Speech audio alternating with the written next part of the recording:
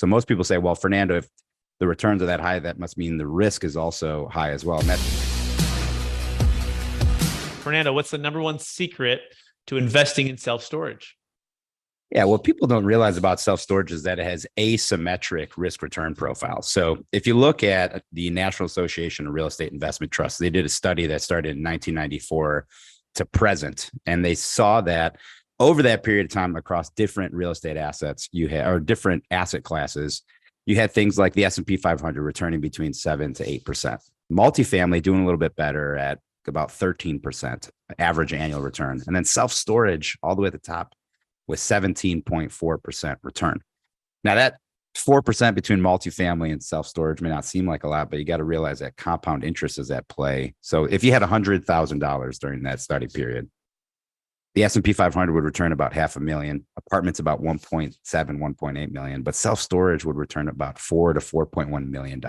So most people say, well, Fernando, if the returns are that high, that must mean the risk is also high as well. And that isn't the case. So, if you look at 2007 to 2009, the S&P dropped 22%.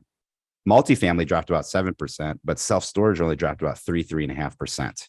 And then if you go to something a little bit more fresh in our minds, during the pandemic, according to TREP, which is a commercial mortgage-backed research facility firm, they found that of the 1,700 CMBS loans that were made to self-storage investors, in the first 3 quarters of the pandemic, only 3 were more than 3 days delinquent. That's a 0.17% delinquency rate. During that same time, multifamily was defaulting at a rate of 1,800% higher, 18 times the default rate of self-storage.